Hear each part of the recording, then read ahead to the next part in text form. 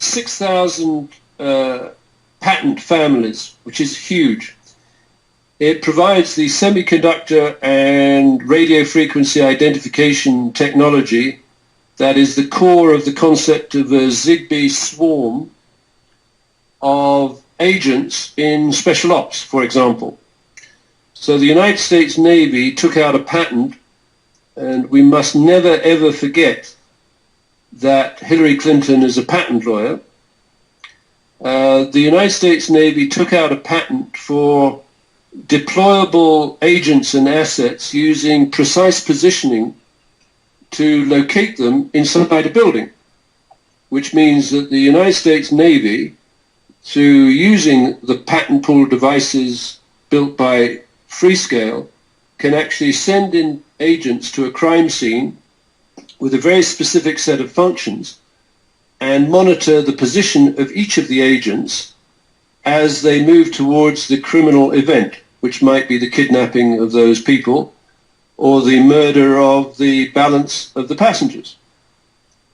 And from a criminal point of view, or a criminal conspiracy point of view, what you want to do, and the Navy Yard would be an example, the Aurora Theatre would be another, Sandy Hook would be another, is to make sure that your Zigbee agents are in position so that A, they can execute the crime, which might be a kidnap or a killing, and B, that that component of the Zigbees which is devoted to triage is in position before the legitimate first responders arrive. And the great power of that is, if you're a corrupt or a manipulated triage team at a crime scene, you can make sure that the expert witnesses that would normally pop up in court to reveal what really happened at the crime scene are dead on departure. And let me give you an example. In the Pentagon, US Navy Command Center on 911, there was a British company doing the upgrade, and it was being commissioned that morning, and they were engaged in what are known as sabotage vulnerability testing. That is to determine whether or not the Pentagon's US Navy Command Center was protected against the kind of attack we saw on 911. On the Pentagon lawn, before the explosion, there was a triage team. And the triage team was deployed out of the Pentagon City Sheraton Hotel that overlooks the Pentagon lawn before the bomb went off. The Sheraton Pentagon City Hotel is part of a global chain of Sheraton hotels, and another member of that chain is in Port Douglas in Queensland, in Australia. And there was a man in a room, this is an allegation, on 911, who had a clear view through backhauled images from the cameras on the roof of the Pentagon City Hotel, looking down on the crime scene before the crime happened. It is very germane to the conspiracy to the attempt to overthrow the government of the United States on 911. And the man in the Port Douglas Hotel, Sheraton Port Douglas Hotel in Queensland, was your former president, Bill Clinton. Over to you. Okay. Well, this is very, very bizarre, and what I'm trying to do here is record us on more than one device, just in case something happens here to this this recording. They say it's going in and out.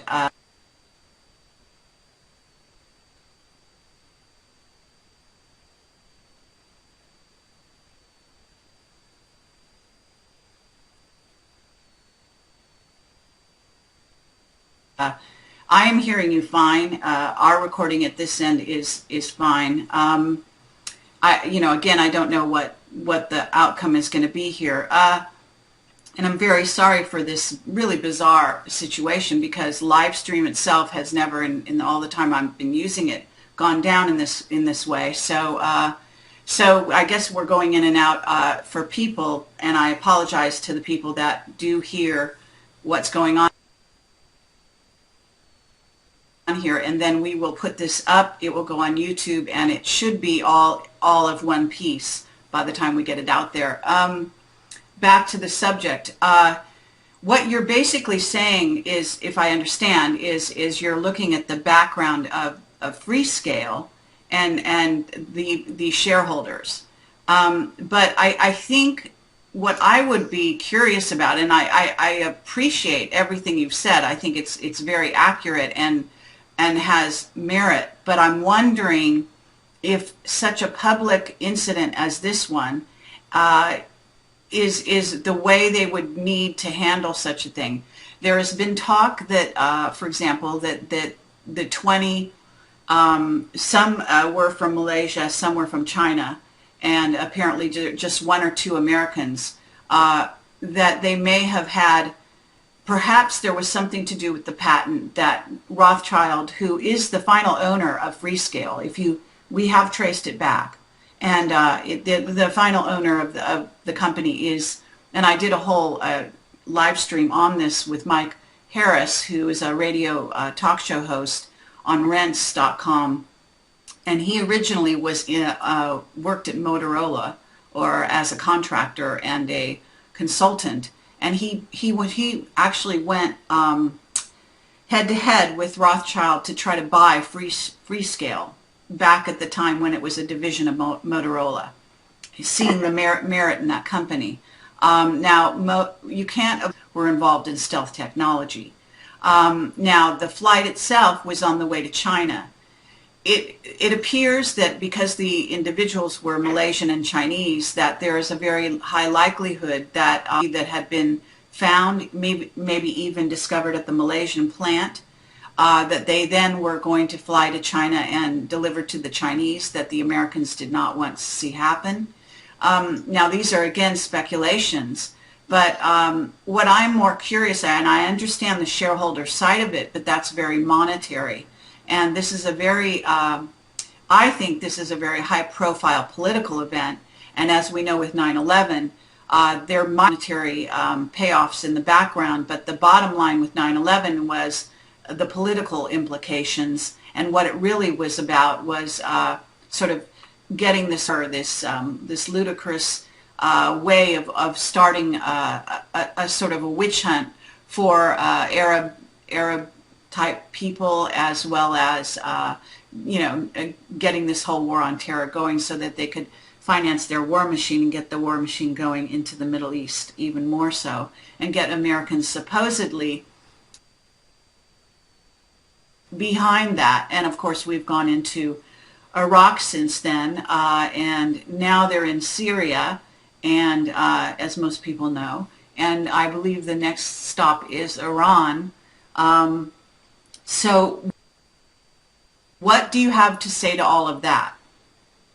Well, that's a big run-on sentence with respect, Kerry. So let me just go back to the ownership of Freescale, and I'm just reading from Wikipedia. On September the 15th, 2006, $6 billion buyout by a consortium led by Blackstone Group and its co-investors Carlyle Group, TPG Capital, and Permira. And let me just stop there. So, as I've said, the Blackstone Group is the controlling shareholder in Freescale and is today. What's important about the Blackstone Group is it owned the mortgage on building number 7 on 911 and had doubled. So they doubled their money. The leveraged lease on building number 7 was of a value of around $400 million, and they collected an insurance payout of $800 million. So that was pretty lucrative. So we should understand who controls the Blackstone Group. Well, it's someone that Field and I managed to bounce out of his position at the Council on Foreign Relations, because I think it was around May of 2009 or something like that, we wrote to the chairman of the Blackstone Group, whose name is Peter Peterson. And Peter Peterson is a very interesting guy because he was head of research at Bell and Howell and supplied the Zapruder camera with which Mr. Zapruder recorded the assassination of JFK.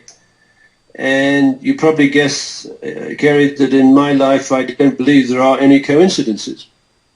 Anyway, Blackstone we wrote to them significantly after this acquisition of Freescale, where they control Freescale, and we wrote to Peter Peterson in his capacity of chairman of the Council on Foreign Relations. And we said, we believe that you arranged the purchase of the mortgage on building number 7 prior to doubling the insurance on the building and profiting from the demolition. And would you believe 3 weeks later he resigned from his position on the Council on Foreign Relations, which is a major position, obviously. I mean, Hillary Clinton is in that group of people. Right. So now what Blackstone and these private equity groups are doing, they're doing what is called patent trolling. That is to say, they look at target companies that can have the assets stripped out of them, and they have absolutely no compunction about driving companies like Freescale into bankruptcy, if that's what it takes. They certainly did that with Nortel, the Canadian company, because what is coughed up with a company that is over-leveraged, that is, it's borrowed too much money in comparison with the capital put up by its shareholders, is the lenders can manipulate the interest payments and penalties until the company can no longer afford to pay off the premium or the capital and goes bankrupt. And then, of course, it's sitting there with a pool of exceedingly valuable patents that can then be moved into a pool by the companies that historically have controlled patents since the 14th century. And those are the livery companies of the City of London.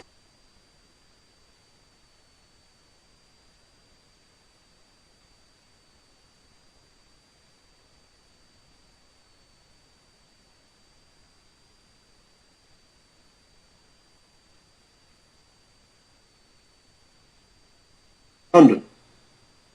And now you mentioned the Rothschild, and this is very important because there's a Nathaniel Rothschild, who's the Prince of Wales, was a member of the Bullingdon Club in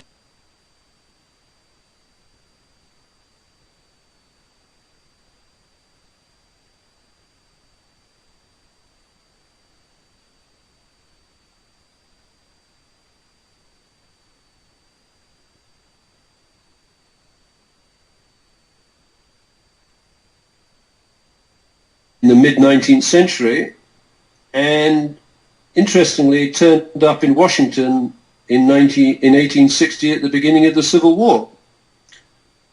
And the Prince of Wales, who became King Edward VIII, who became married to an American socialite by the name of Wallis Simpson, became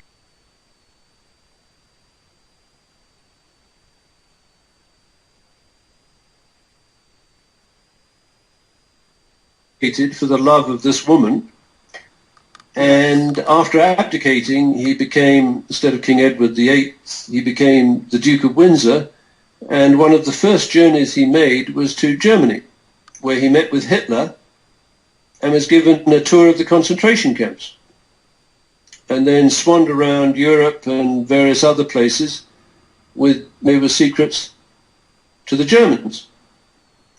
Now, where am I going with this? All I'm saying is you're right in thinking that there's a Rothschild involvement, but I believe, with respect, you're wrong in thinking, that is to say, the Blackstone Group and those kind of people have much more understanding of how the international financial community can be manipulated in such a way that individuals or corporations can be stripped of their patents,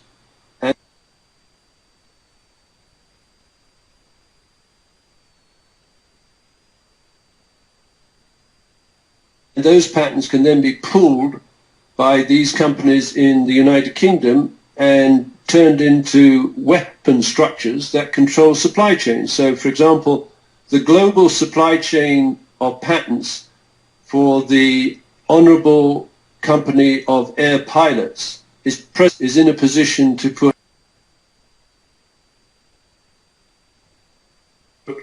all of the decoy and drone maneuvers that we see with 911 and MH370 together, and that's what Field and I are working on, is that have been sucked into this phony search routine, To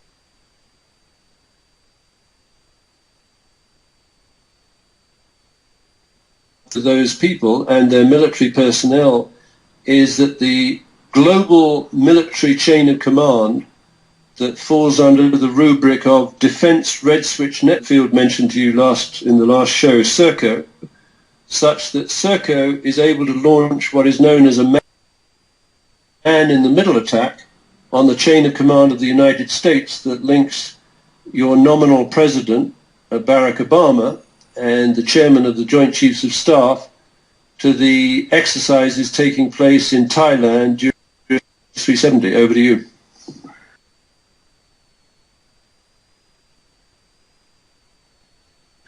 Okay, well, that's very interesting to follow that trail, and no doubt about it. I would say that there apparently is in the news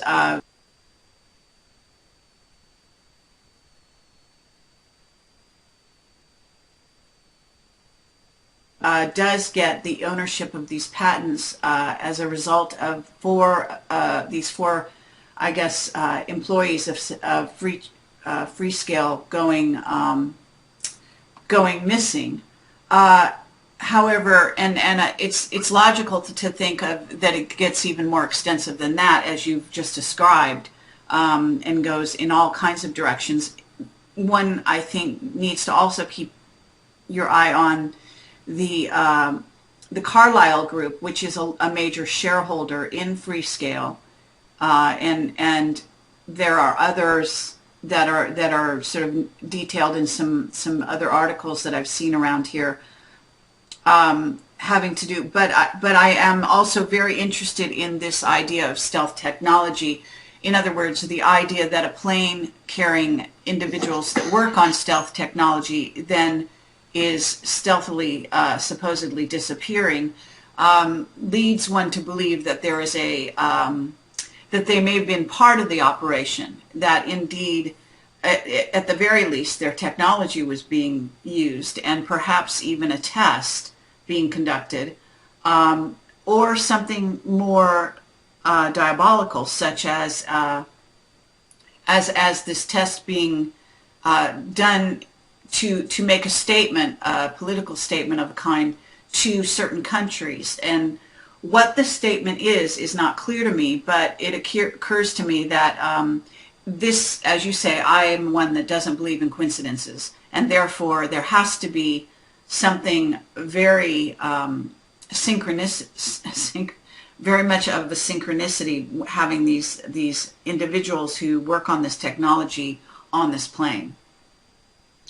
I think you're absolutely right, Kerry, and so a little rollback of the history clock, I think, is germane to this. So I've introduced, and what I, rather kicking myself, is I don't know why I didn't understand the implications of this network before, but about 10 days ago, while working on this analysis of SERCO as a criminal organization, I put in Diego Garcia and SERCO, and I found out incredibly that the British company was given the contract to upgrade the Air Force Satellite Control Network, AFSCN, the initials, on Diego Garcia and test it with the equivalent on Guam and Fort Belvoir in Washington and RAF Oak Hangar, to make sure that the upgrade allowed these functions or supported the functions of the Defense Red Switch Network, again, which is a concept that I'd only heard of about 10 days ago.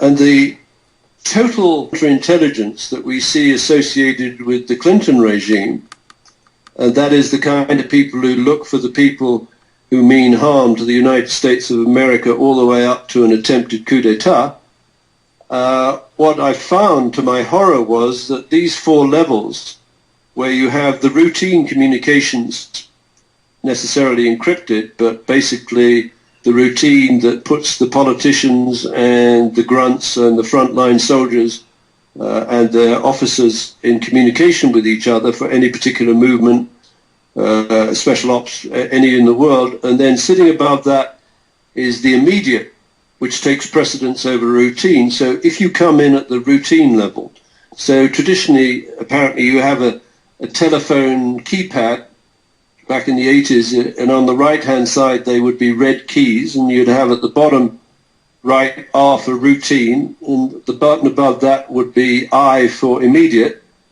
The button above that is F for flash, and the button above that is FO, which is flash override. Now, obviously, the stuff in between is kind of irrelevant, but what's vitally important is the FO is the communication link that is set up at the request of the President of the United States and the Chairman of the Joint Chiefs of Staff. But amazingly enough, in order to get into that FO layer or network, the President of the United States has to ask permission for the technicians that built and assemble and test the network, which turns out to be the British company Serco. So you've got this bizarre situation with, as those war games or exercises in Thailand were taking place, and I think one of them is called Cobra, some Gold Cobra or something like that, but they ran through the March the 8th abduction of MH370, meaning there were thousands of United States military personnel and Thai personnel and observers, including observers from Communist China, at an exercise where they would have been using the Defense Red Switch network with those different levels of priority, from routine, immediate, to flash and flash override, or override flash, flash override. Now, this is the classic structure for what is known as a man-in-the-middle attack, and just a little bit of history there. I hope it's not a diversion. The spy master for Queen Elizabeth I was a man called Francis Walsingham, or Sir Francis Walsingham. And he managed to get Mary, Queen of Scots, Elizabeth's half-sister, locked up.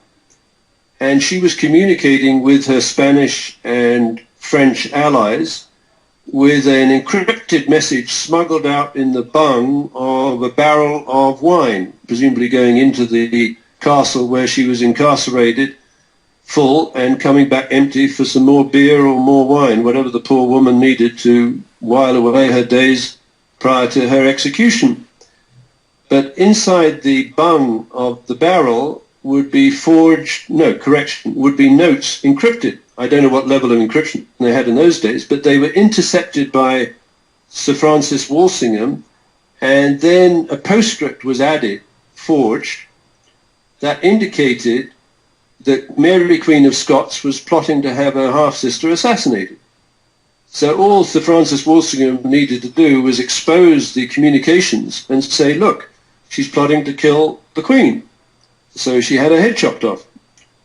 Exactly fast forward to 9/11 and this attack, you've got a British company, which actually, if you look at its roots, goes back to the spy master of the Elizabethan era. You've got this company, Serco, that is actually forging electronically or digitally the signature, not only of the plane MH370, but the participants in the exercise in Thailand, so that mingled stealthily amongst the legitimate actors who believe they're doing an exercise to protect, I don't know, Thailand against an eventual attack by China. You've got a bunch of agents who actually have evil thoughts and evil opportunities to hijack that plane and capture Freescale's leading team. I believe there were 8 Malays and 12 Chinese in the development of the ZigBee stealth technologies that allows you to put a criminal team mingled with regular folks to do a hit or a kidnap. Over to you. Okay, yes, and that makes sense, I have to say, in light of this new information about the drill going on, that it would sort of play out that way. The question is, then, you're now talking about, the idea here that, I mean, it is bizarre to think that these individuals would have been kept alive, while the rest, we wonder what happened to the rest of the people on board. You understand? Yes. And I don't know if you've thought down that road at all. Of course, there are different scenarios that could be going on there. Any thoughts? Well, I think the general philosophy of these, the body count is irrelevant. What they want to do is camouflage a crime. So in any group, you have high-value targets and the expendables, including the Zigbee agents who go into the crime scene, who, according to my analysis of Field's sister, she has created with Janet Reno and Jamie Gorelick in the 90s an increase in the prison population of the United States of America of around 1 million, absolutely staggering numbers, and privatized the prison system to companies like Wackenhut, which has been bought by G4S, which works with Serco. Now, what that means is those individuals who are laundered, if that's the right word, through the prison system, can be brought out on furlough or parole to do a hit in another country, and then flown back into the prison system, and they basically back in time for lunch or dinner with a nearly perfect alibi. And this is the ultimate of stealth technology. You take people, you process them either with a surgical or a chemical or a psychological lobotomy of the type practiced at St. Elizabeth's Hospital for the Insane in Washington, just across the east of the Potomac River from the Pentagon attack. And you have, in its heyday, you had 8,000 patients, a significant number. In fact, there were 100,000 lobotomies, surgical lobotomies, done at that hospital. And I'm not enough of an expert, but the product of a lobotomy, as I understand it, is a robot with various levels of functionality, but certainly not anything like approaching a normal human being, that presumably can be rewarded and punished so that it ends up, when I don't like using the word it, but basically the soul of this creature has departed. So now you've got what is nominally a human being with a brain with a very limited capacity to empathize with its victims, that you can take out of the prison or the medical hospital, deploy to a crime scene, such as Sandy Hook, to do hits. No positive feedback, given theoretically those children at Sandy Hook had up to 11 bullets in their head from an AR-15, which I don't think leaves much of a hit. And basically, they're back in jail, which might be the Garner Correctional Institute, half a mile from the school, having lunch with the perfect alibi. So we've got this hideous combination of stealth technology embedded in the military command structure of the United States of America, controlled by a British company, which is currently under investigation by the Serious Fraud Office for illegally tagging non-existent, dead, or back in jail or foreign-based prisoners, which creates a virtual force for any kind of crime that you care to imagine. Or am I digressing, or do you think that makes sense? Okay, well, yes. I mean, I do hear what you're saying, and you're kind of referring to the individuals or the mind control, what I would call the mind control of the individuals as a form, and then the use of them as sorts of, diabolical super soldiers or something even more low level than that. Zombies. Yeah. Okay. As a kind of stealth technology, but we're also referring to a very specific software that allows for stealth technology that would allow for the plane itself to be flying, for example, for 5 hours without, even though the ping apparently was being heard, the plane itself was supposedly not seen. I can talk to that if you wish. Oh, okay. All right. Well, then why don't you talk to that? Okay. So I'd like to introduce your listeners to a concept called free flight technology that was sponsored by the International Civil Aviation Organization based in Montreal. And the idea of free flight technology is to detach a plane from ground-based air traffic control with its conventional towers.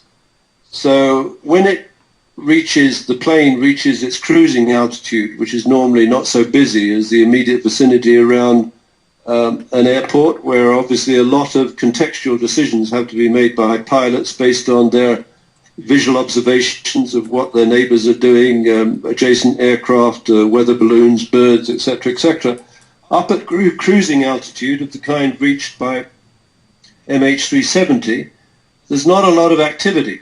And so what the people in Montreal did, and I'll come to their sponsors in a minute, which I believe is part of a criminal organization, is they said, wouldn't it be interesting if we could use adjacent aircraft to do the positioning of any one of their members in at cruising altitude, so that the planes, instead of being controlled by air traffic control from the ground, are controlled by a swarm of, if you will, aerial Zigbees, each using precise synchronized timing signals and satellites and the most accurate clock in the world, which is the National Physical Laboratory clock in the custody of Serco, to position themselves.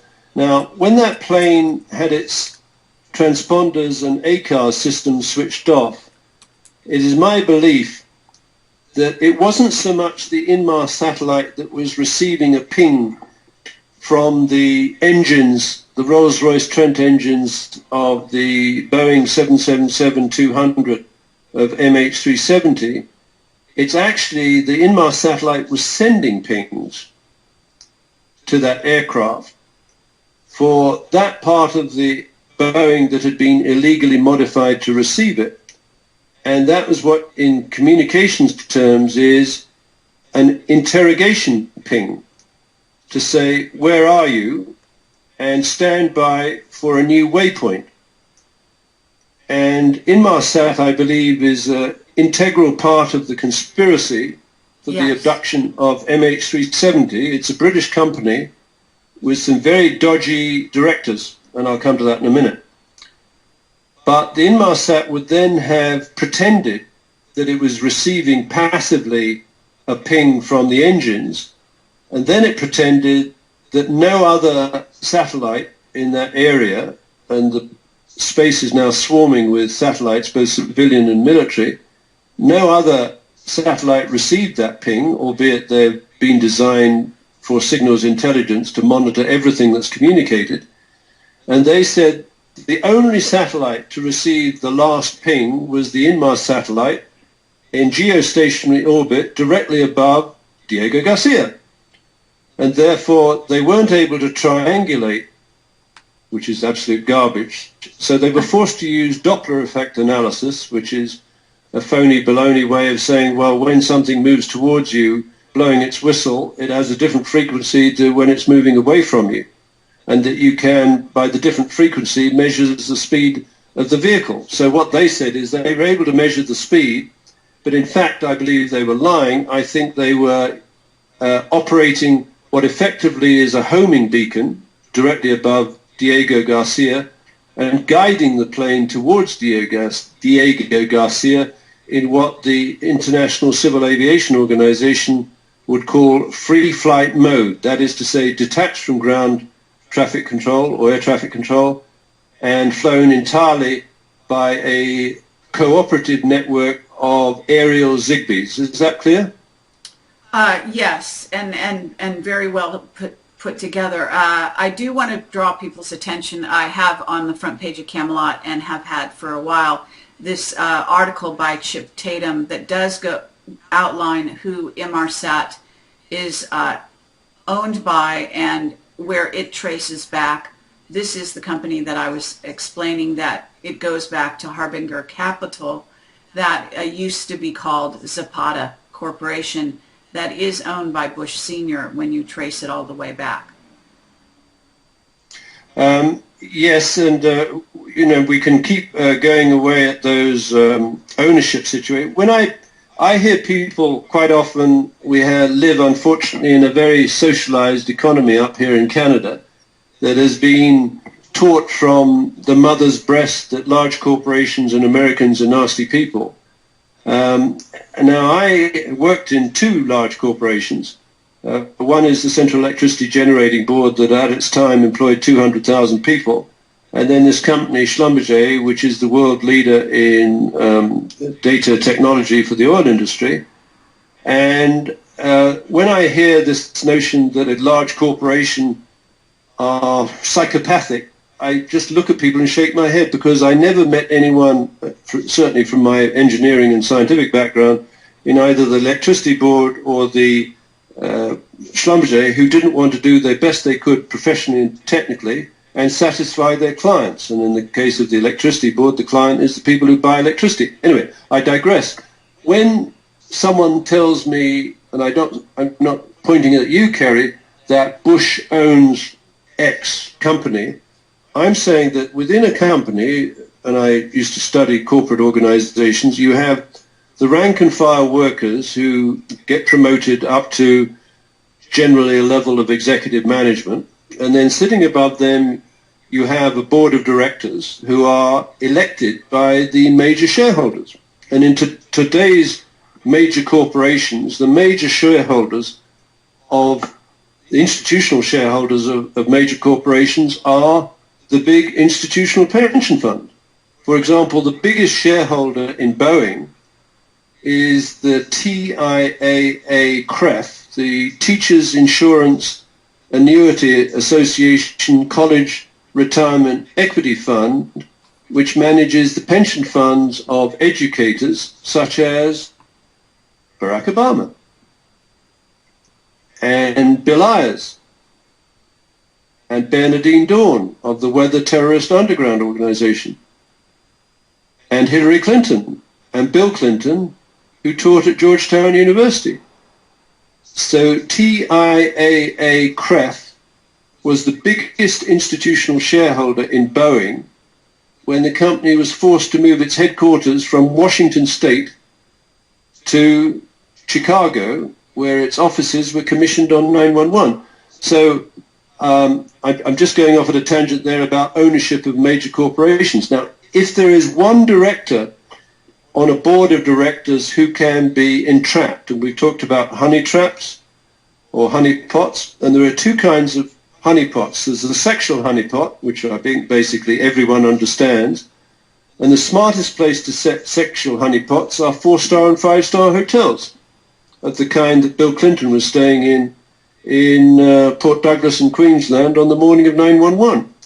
Now, whether Bill Clinton has been entrapped sexually, I don't know, but it's very obvious if you want to control the Bill Clinton community through the Defense Red Switch network, an obvious target would be people who are moving up the promotional ladder who might one day end up at number 10 Downing Street as Prime Minister of the United Kingdom, or 24 Sussex Drive, which is the equivalent in Canada, or your 1600 Pennsylvania Avenue, where whatever Obama's background is, if he can be caught in a honey trap as a young person, maybe a boy in Jakarta, or in the Lahore Hotel, you own the occupant or incumbent in 1600 Pennsylvania Avenue. Now, when that applies to the directors of these companies, let's go to Inmarsat.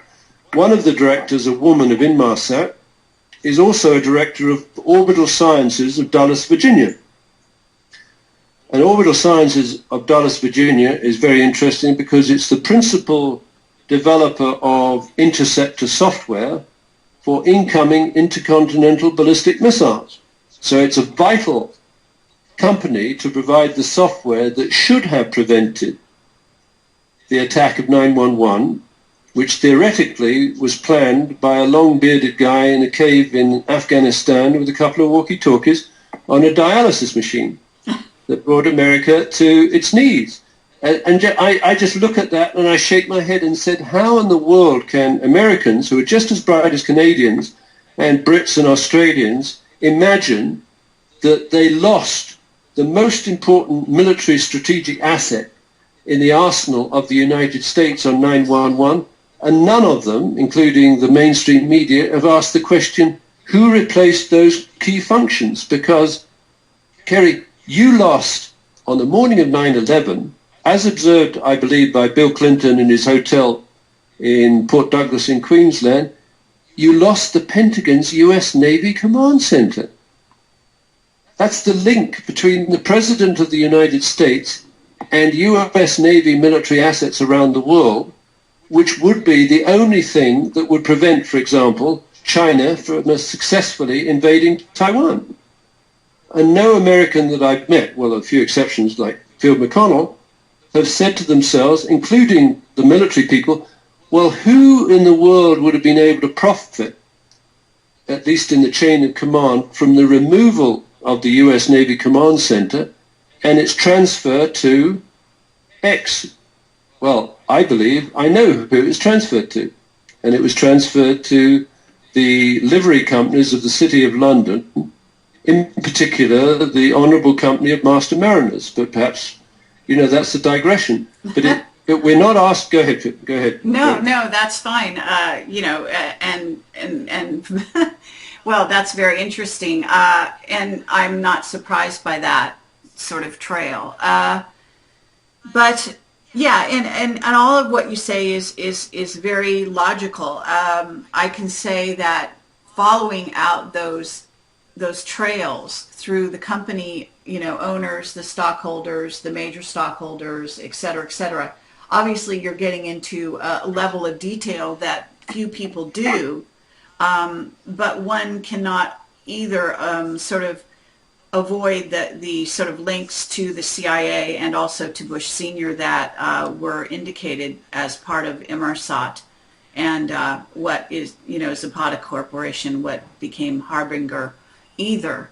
So, right. I think that these things are in addition to rather than either or. But, yes. But certainly these are important points.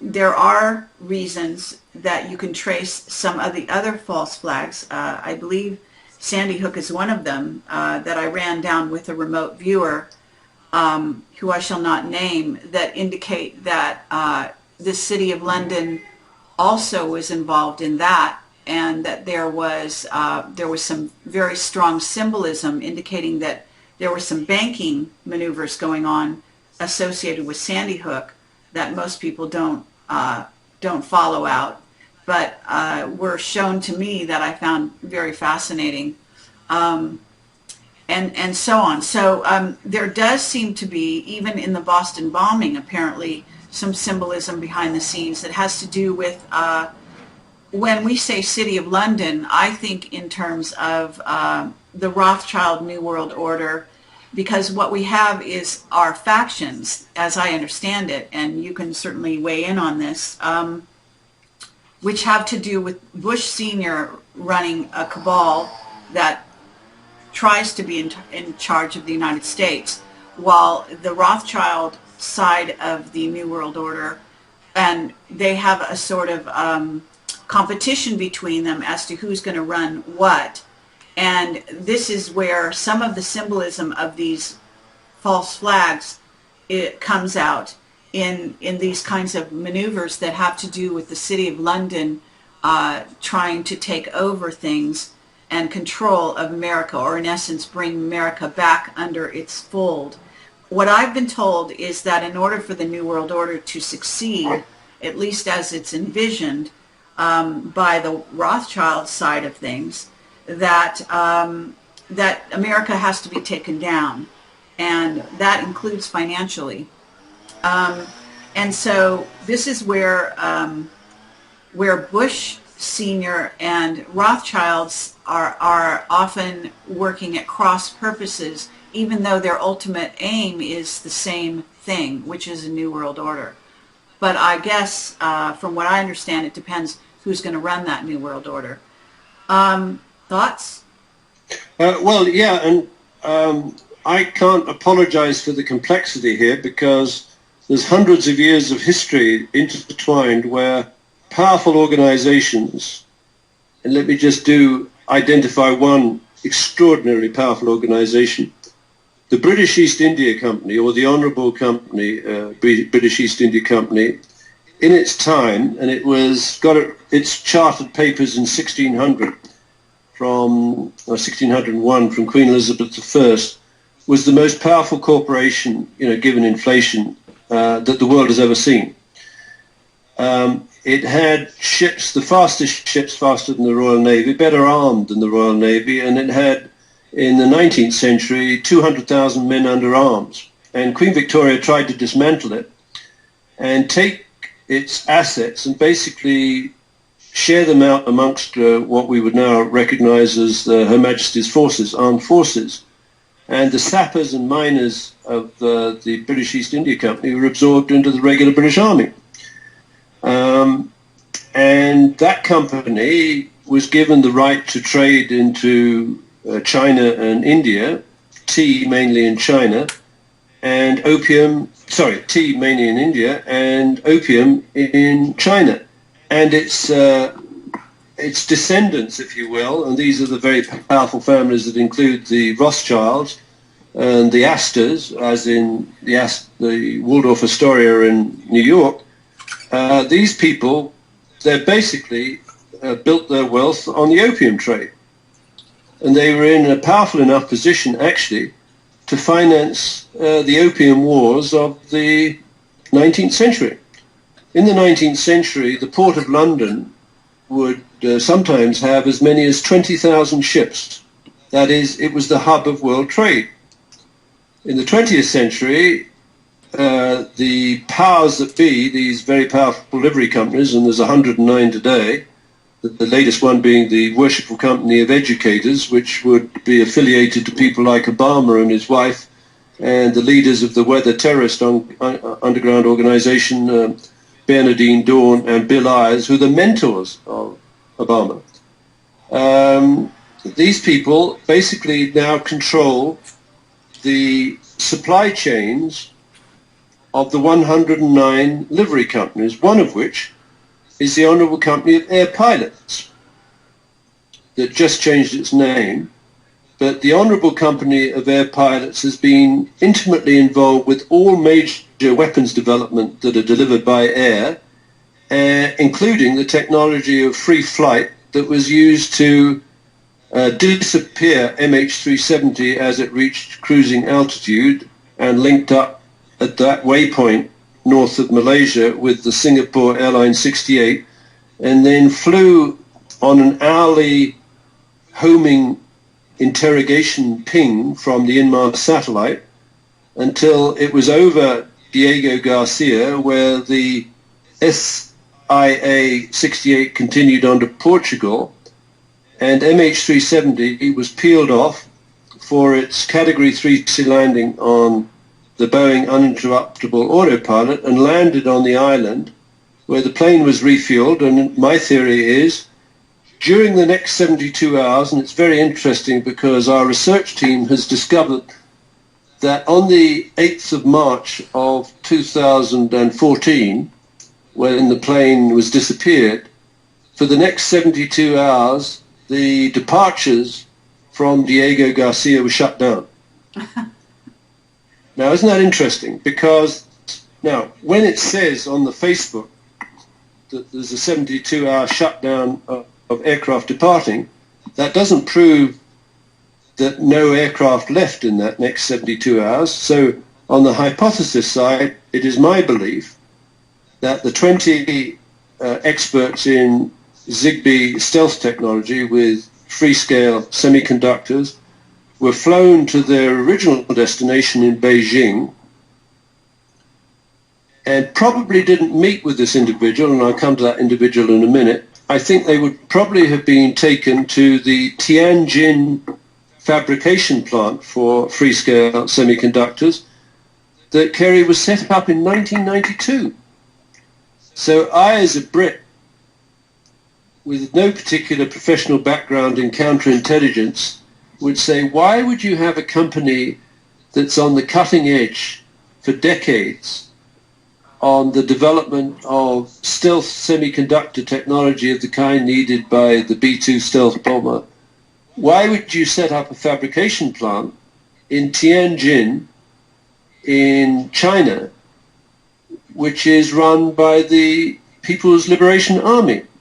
And then I thought back to Actually, I want to just stop you there because, yes, I mean, this is perplexing, and this is part of what I discussed with Mike Harris, who knows and was present during the time when Motorola was sold off to China, or at least a good portion of it, and that it was in essence taken down, and he talks about that at length. So I just want to interject that. There is something going on with that.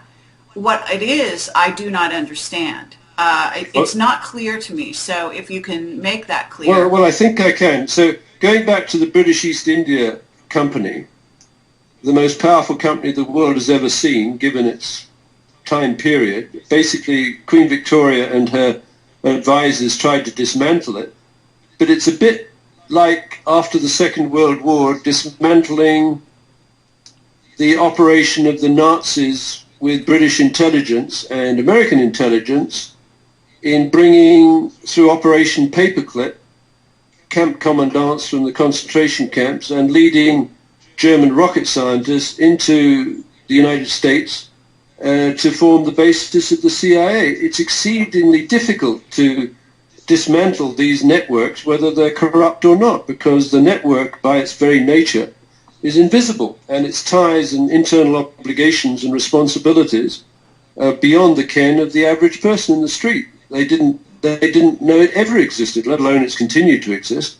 So let me just go back to the fabrication plant in China. So my thesis would be, when the British East India Company, albeit Queen Victoria had attempted to dissolve it, was running the opium trade into China, the great British fortunes and associated American fortunes were built on the opium trade by the number one drug dealing, trafficking and money laundering bank in the world, which is the Hong Kong and Shanghai Bank Corporation, which about a year ago paid $1.9 billion fine to Christine Marcy Field Sisters Department of Justice Asset Forfeiture Fund to keep its directors out of jail or to be treated as members of a racketeering, influenced and corrupt organization in respect of money laundering through the Mexican drug cartels. So between 1865 in London, at the height of the opium trade, and the payment of the fine within this last year of $1.9 billion to Christine Marcy's fund, I ask you, what's changed? I mean, the Hong Kong and Shanghai Bank Corporation, unlike the people, the tellers, who I'm sure are thoroughly reliable and decent people, the Hong Kong and Shanghai Bank chartered an armored personnel carrier to move the banknotes across the border into Mexico to pay off the Mexican drug cartels that have got a nasty habit of decapitating people in large numbers or hanging them off bridges. So the problem is with this stealth technology, and I'm coming to it, if I'm right in saying that the Hong Kong and Shanghai Bank Corporation has continued to engage in arms and drug and white slave traffic and can stay out of jail by paying protection money to Christine Marcy's Department of Justice Asset Forfeiture Fund, why wouldn't it finance the development of a stealth technology fabrication plant in Tianjin for the People's Liberation Army, where, because there's a limited number of people who can reverse engineer these kind of semiconductors, they needed a complete team. And it's unheard of, because I used to fly at a fairly high level in Schlumberger on a plane, and in Schlumberger you never put more than 2 or 3 high-value people on the same plane, for obvious reasons. Why would Freescale have put 20 of these very high-value people on the same plane? And did they know that each other was on, because it would be easy to book them independently, and you don't necessarily, if you talk to someone 3 rows behind in a second seat, it's only perhaps when you arrive on Diego Garcia and various people are selected out of that 229 passenger load, and you find out that 20 of your colleagues in this patent technology stealth world had all been abducted together. So it's not at all obvious they knew they were going together as a delegation, and that would be a characteristic of a Zigbee kidnapping, that you don't tell everyone exactly what you're doing. Anyway, going back to the fabrication plant. Now, what I believe we can now prove at Able Danger is that the defense red switch network that operates between the routine immediate flash and flash override protocols has been compromised by the British company Serco. That is to say, when people in the chain of command, like the 2 platoons associated with the assassination of Pat Tillman, when they receive a command through this defense red switch network, the officers and men and women receiving the command believe that it's coming from a legitimate source because it's coming through an encrypted network. What they don't realize is that that network has been compromised by Serco, and it can, either in the name or with efficient actors, mimic the voice of none other than Barry Soetoro or Barack Obama. Now, if I'm the officer of a platoon that's been split up from another platoon in Afghanistan, and I've got one of the Tillman brothers in one of the platoons and another in another, Pat Tillman, and suddenly platoon 1 is sent off on the road to Khost, and platoon 2 goes into a canyon to clean out a Taliban nest in a village, and then for some amazing reason, the platoon that's carrying a helicopter that's broken down or something like that turns around, comes back into the canyon, and the 2 platoons start shooting at each other, and someone puts a short burst 3 bullets into the forehead of Pat Tillman, which wouldn't leave much of his head. That was a hit. And it was a hit organized by compromising the defense red switch network, which links the entire United States command structure with its allies around the world, including the United Kingdom, including Canada, including Malaysia, and including Thailand, as per the exercise. So, okay, but yeah, and I appreciate all of that. The only thing is, I'm still back at this this plant in China. Okay. And I'm still trying to kind of put that piece in its place. Okay, let me give you a very important clue. Okay. In December of 1997, the chairman of the Joint Chiefs of Staff, who would be a principal player at the flash override level of the Defense Red Switch Network, his name was John Shalikashvili. He was the son of Dmitry Shalikashvili, who was a major in the Waffen-SS in the Second World War, who lied about his past to get into the United States. John Shalikashvili arrives in the United States and is educated in Illinois and gets promoted, I believe, by British intelligence to the point where he becomes the chairman of the Joint Chiefs of Staff, reporting to the chief the Commander-in-Chief, Bill Clinton. Unbelievably, in 1997, Bill Clinton sends the chairman of the Joint Chiefs of Staff, John Shalikashvili, to Beijing to give a presentation to the People's Liberation Army University in Beijing.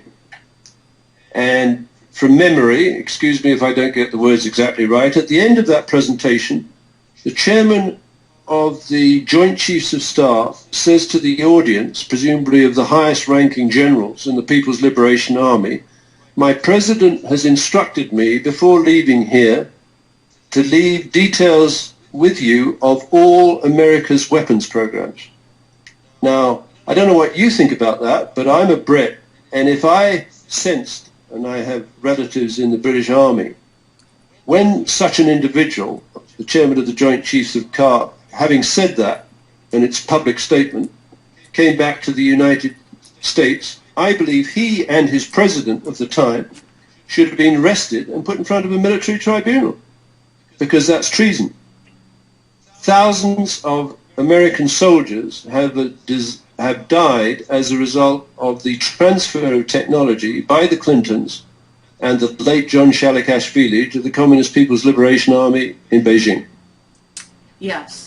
Okay. And one of the things that was created in part of that environment is the transfer of the patent technologies related to stealth bombing that has gone to the fabrication plant in Tianjin province.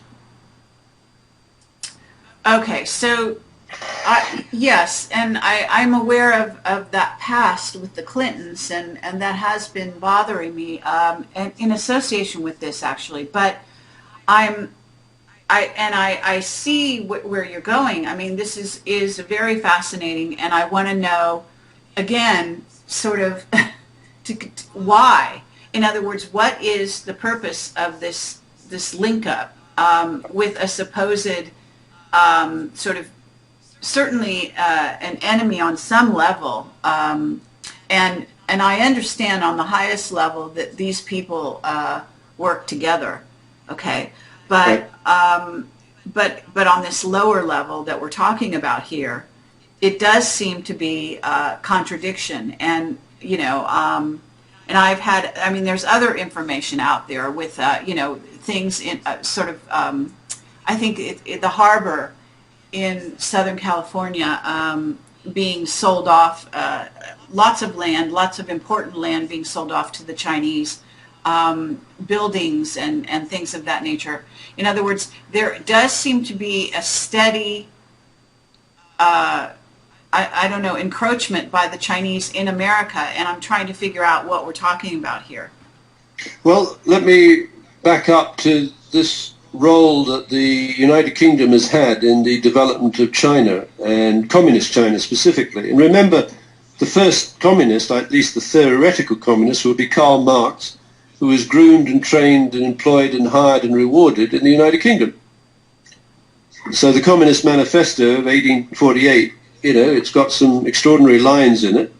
One of them is confiscate the property of your enemies. Another, not in the Communist Manifesto, is a statement by Karl Marx: abolish the family, even the most radical flare up the infamous suggestion of the communists. So what you see in the communist, which I believe was entirely orchestrated out of the United Kingdom as an action-reaction problem type thing, right, is that they could create this monster of communism and give it a name, a bit like Taliban and Al-Qaeda, and then say the free world has to arm and prepare for an attack by the communists.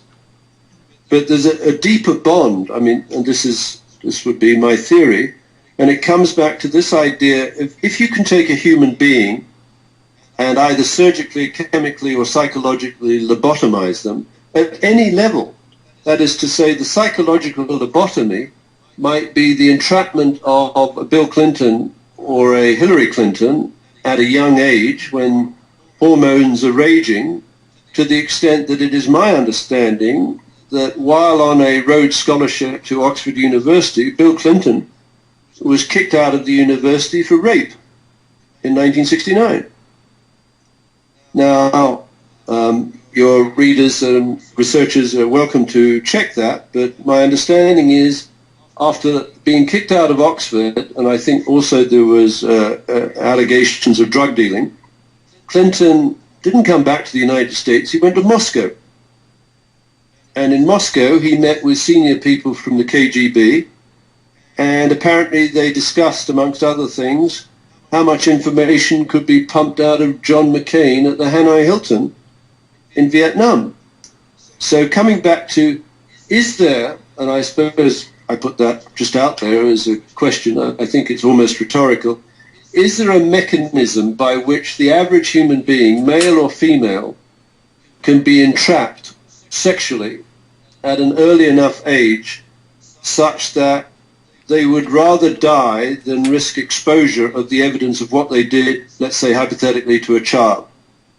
And alarmingly, I'm afraid, there are organizations around the world, including SOS Children's Villages, which is, I believe, in 143 countries, and the Angel Tree Network associated with the Prison Fellowship Program, where the children associated with orphans during civil wars, incredible cruelties and genocides, where the children are witnessed something almost beyond imagination being done to their parents, and then they're captured, turned into child soldiers, run through camps and processed.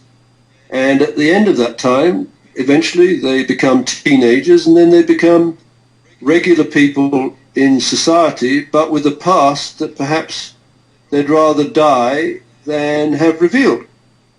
Now, is someone like Hillary Clinton or Bill Clinton or Barack Obama or Michelle Obama, and I'm going to come to a very important trip that Michelle Obama made recently, are they immune to that kind of entrapment and blackmail and extortion? And the answer, I think, is no. Now, going back to the Tianjin fabrication plant, Michelle Obama is an intellectual property lawyer, and she worked from 1988 to 1991 at the law firm of Sidley Austin in Chicago, whose clients include Airbus, the great competitor to Boeing, of course.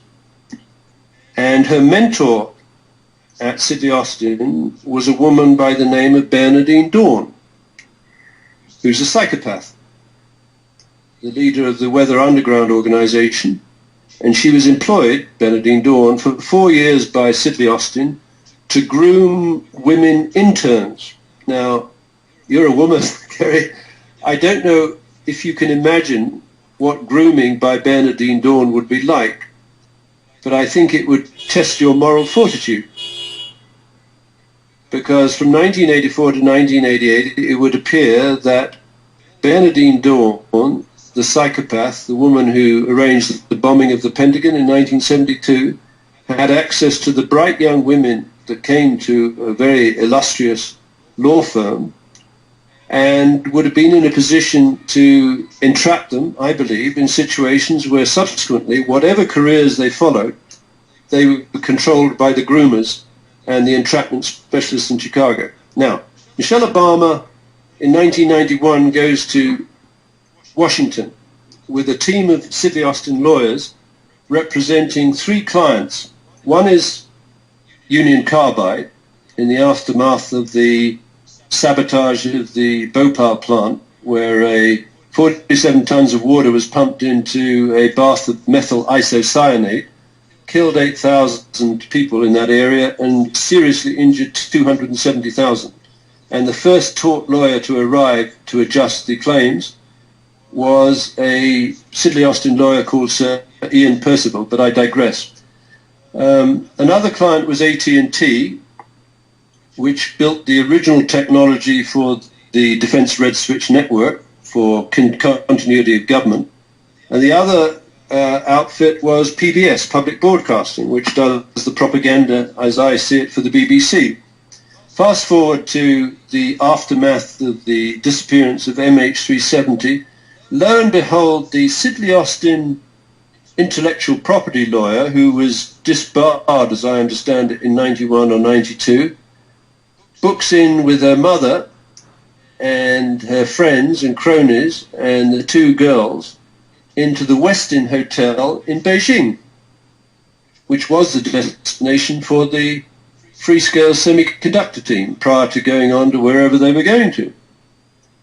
And apparently the Chinese staff of the Westin Hotel, which is run by the Starwood Group, which also ran the Pentagon City Hotel and the hotel in Queensland where Bill Clinton was on the morning of 9/11, the Starwood Hotel Westin chain housed this woman and her cronies, and apparently the staff in that hotel were going around the bend because the woman, I don't know how that quite translates into American, she's got no class. And her mother has even less. So they were shouting at the staff, they were embarrassing themselves, they were making unreasonable demands, and they were acting according to, I guess, type, if you will. But the interesting thing for me is you've got Sidley Austin lawyer, specializes in intellectual property, with a very interesting challenge for the United States of America and Communist China, which is what to do with the intellectual property associated with the disappearing team of Freescale Semiconductors and the reverse engineering going on in the Tianjin fabrication plant. And I suggest to you that Michelle Obama was negotiating a trade-off.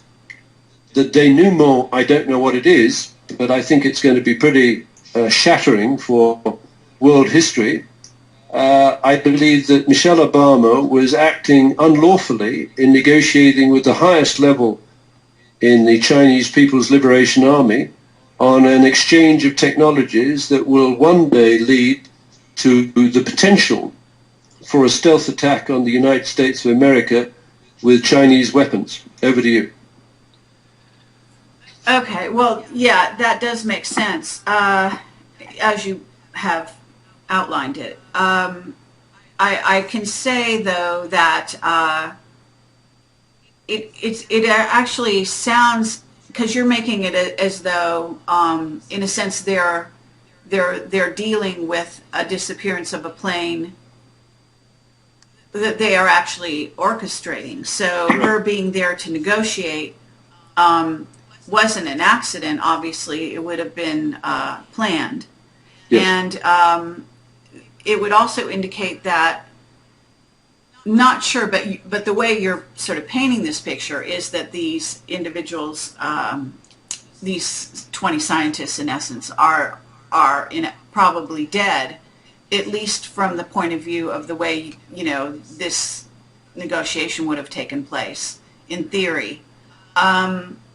But I think I would say there would be a catch-22. I would say the 20 scientists are dead for all intents and purposes in the public view, okay. But I believe they may still be alive and converted, perhaps given new identities, to work at that fabrication plant on reverse engineering the Freescale semiconductor chips. Over to you. Okay, yeah, because that's the only thing that sort of remains. Now, there is another, and thank you for all of that. And your researchers and your research is really stellar.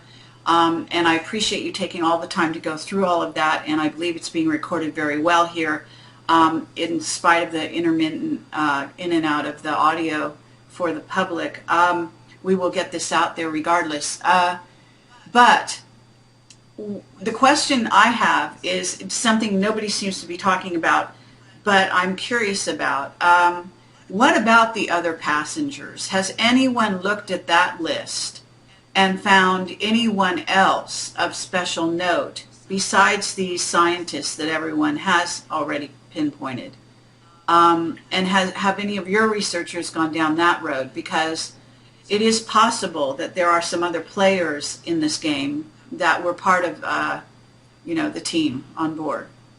I think, that's a very interesting observation, Kerry, because it comes back to this dog that didn't bark. I mean, why haven't they published the names of the 229 passengers so that the public at large, I think it was Thomas Jefferson said, an informed public will make the right decision. I can't answer that. I don't know who the 209 passengers, other than apparently this guy Philip Woods, who's an IBM, I don't know if he's an executive or a manager or a technical guy, the fellow who takes the iPad out of his rectum. Most amazing character, I think.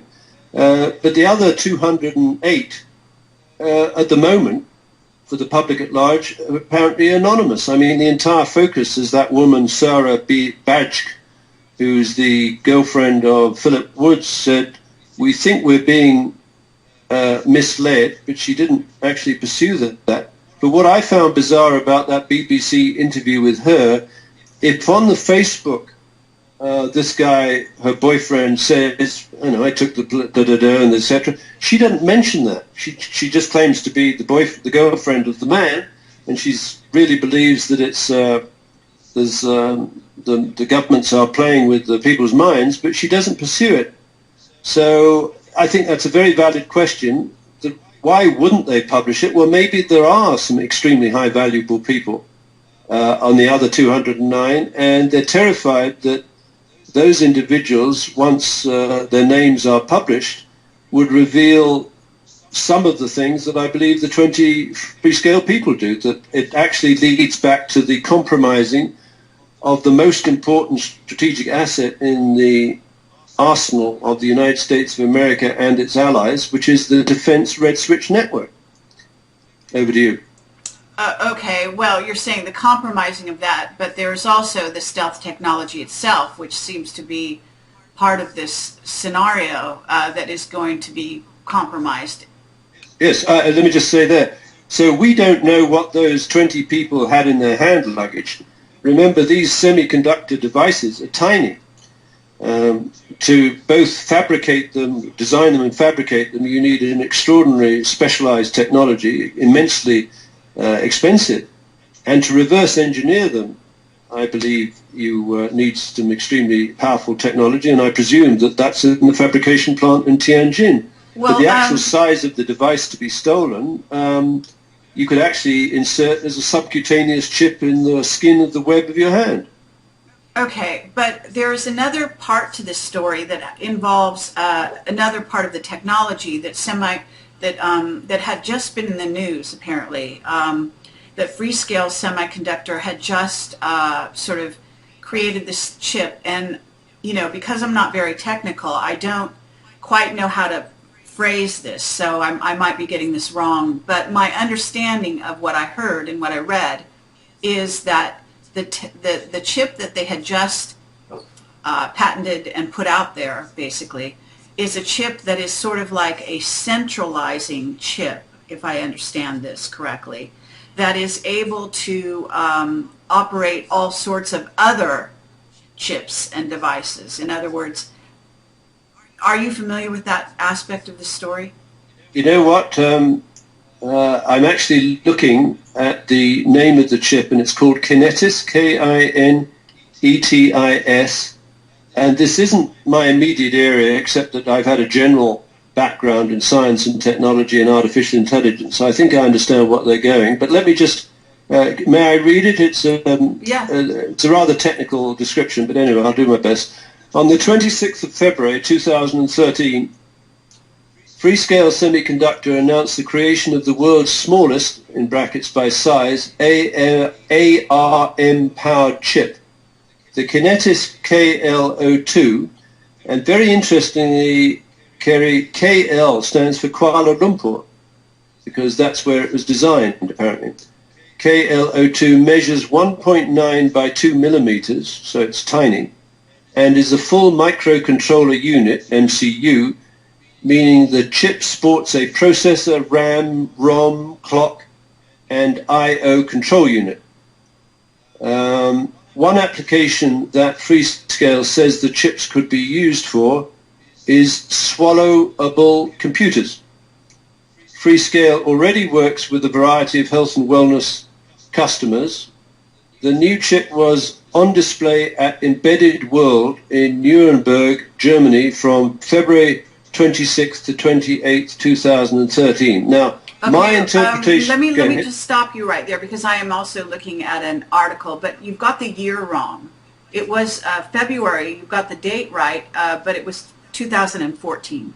Okay, well, it says on the Wikipedia it's 2013, so maybe that's a Wikipedia mistake. Yeah, I'm looking at CNET, a CNET article, and they're very computer literate over at CNET, so I would be very surprised if this information was wrong, according to this at least. Okay, but you see, and I have years in product development in various spheres, when they announce the release of a particular item, it will have been debugged, it will have been modified. Its antecedents, including the patent devices that are integral to this new launch, will go back years, if not decades. Sure. So the important thing about Freescale Semiconductors, in being able to produce this extraordinary piece of technology, the technologies that would have been required as precursors were already in place and already being used and already being manufactured. So it's not a sudden discontinuous appearance where they suddenly put on a hijacking, if you will, to get the employees that are a principal part of it. Now, where I'm going with that is what I've described there is the very core, and used it as a sort of central management function. This is the essence of ZigBee precise positioning of assets which might be human or they might be weapons. Let's say a dirty nuke, a suitcase nuke, right, could have one of these chips attached to it, right, in the briefcase, meaning that everyone with access to that defense red switch network at the appropriate level would know exactly where the dirty nuke was, whether it was in Chicago Hotel or the Astoria, Waldorf Astoria in New York, or in the Westin Hotel in Beijing in the baggage of Michelle Obama. Now, from the point of view of the geostrategic level here is what you're doing, what we're dealing with, I believe, Kerry, is a racketeering influence and criminal organization. It's not terrorist, it's not Satanist, it's not Illuminati, it's Jews. It's a criminal organization that we give too much credit for when we say they're terrorists. Because what we're implying there, yes, of course they're terrifying, but we're implying that there are organizations that just exist in this loosely defined umbrella of terrorism, which you can attach the name Al-Qaeda or the Taliban and then spook the American public into looking for terrorists under the bed, if you will, instead of using the law that already exists in the United States of treating these kind of structures as racketeering, influence and corrupt organization, where membership is a crime. And so you don't have to prove that these individuals killed someone. All you need to do is prove that they are members of a racketeering, influence and corrupt organization.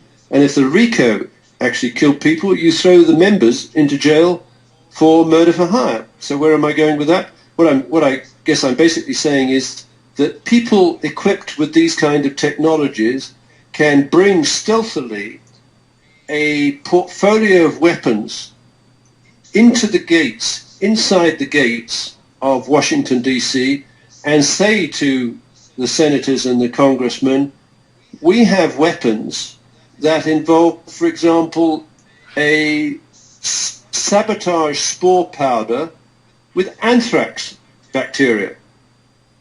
So you've got these little senators and congressmen, I don't mean in a pejorative or, patronizing sense.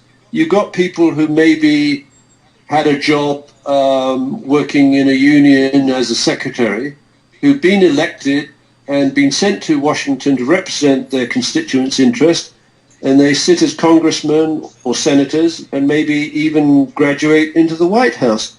But they have absolutely no structure and training to deal with the kind of second-based decision-making as should we concede something over here in order to avoid having a dirty nuke attack in Washington, D.C. And if you look at people like Obama, and I'm not saying that I or you would be any the better, it's so much out of our experience.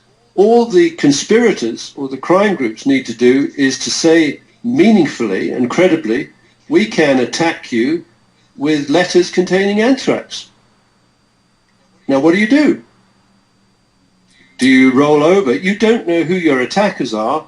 You do know that suddenly, in spite of the billions of dollars of counterintelligence and technology, you've got letters with anthrax powders arriving through the United States Post Office and killing people.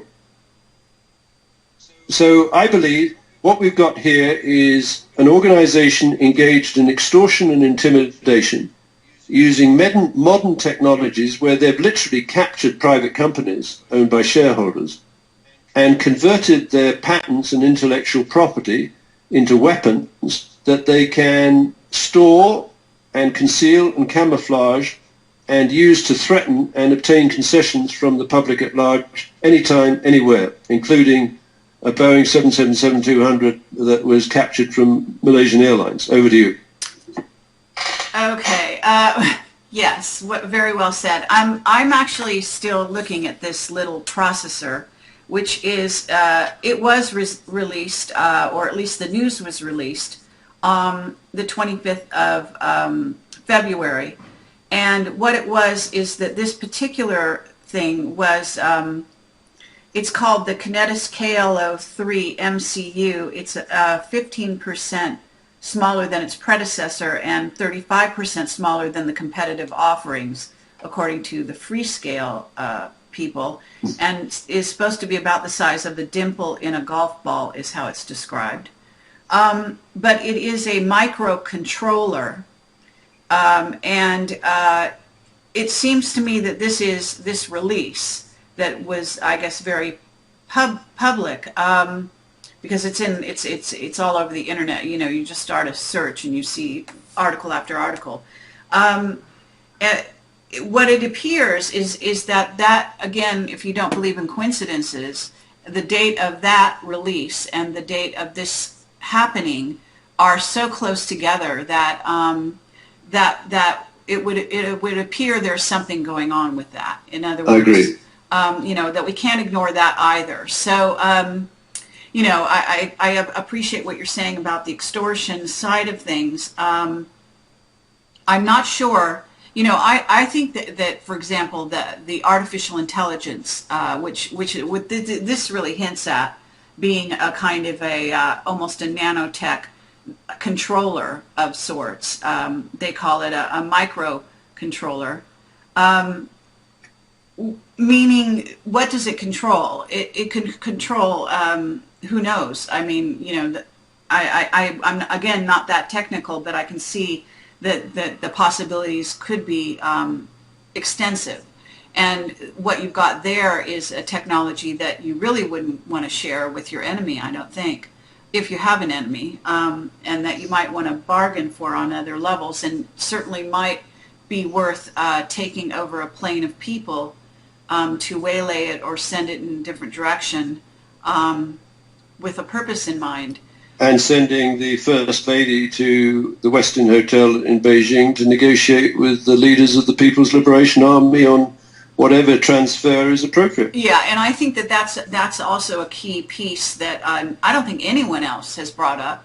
So, you know, kudos to you and your team for even picking up on that. I haven't seen one item about the synchronicity, which again is there are no coincidences of her being there, located there with her background, and I'm sure there are other ones that maybe we haven't heard about yet. So we've been going for quite a while here, and I think that we should stop this because I'm afraid that some of this, or maybe even all of it, is not being broadcast.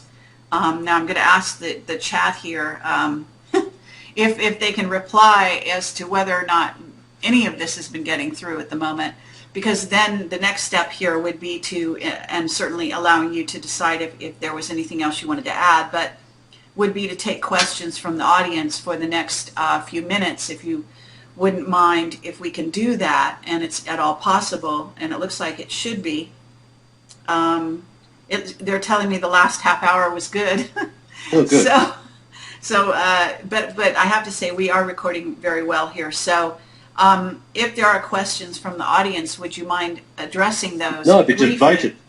Okay, and was there any wrap-up comments that you wanted to make? Yes, I do think it's very important, and I'm amazed at this KL02 or 03 or whatever it is, that you can swallow it, and it's got this millimeter dimension, and you point out, well, perhaps you're implying the question, how can this be used? Well, if I can get a group of people, as Serco and G4S have, where historically they've been illegally tagging, that is with an ankle bracelet, prisoners who don't exist, who are dead or back in jail or they're overseas.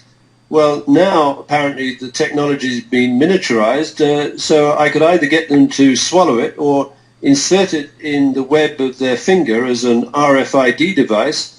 And what that would allow me to do, if I have evil intent, is to get a team of these people at the Kuala Lumpur airport or the Kuala Lumpur hotel where these people checked in before they were going off to Beijing, similarly in Beijing, similarly on Diego Garcia, and then in the virtual war room, which is in the cloud somewhere, you can actually in real time see the location of your target. Let's say those are the 20 people that may or may not have been implanted with this little chip, and see where your guys are, that is the bad guys, and see how close the good guys are, and see if you can get away. You see, the power of this technology is you don't have a make a decision. whether or not to proceed with the abduction of the team on that plane until you're confident that you've got all your bases covered at both ends, both in Kuala Lumpur, in Beijing, and in Diego Garcia, which would be consistent with them shutting down the departure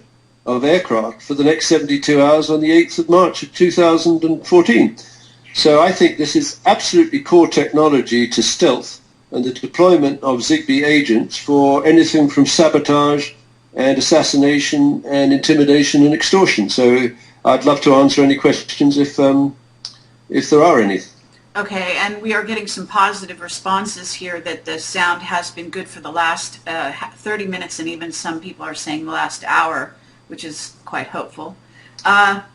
But at any rate, this will be broadcast. It would go automatically onto live stream, and it will go onto YouTube later today or tomorrow morning, depending on how long it takes me to get it exported.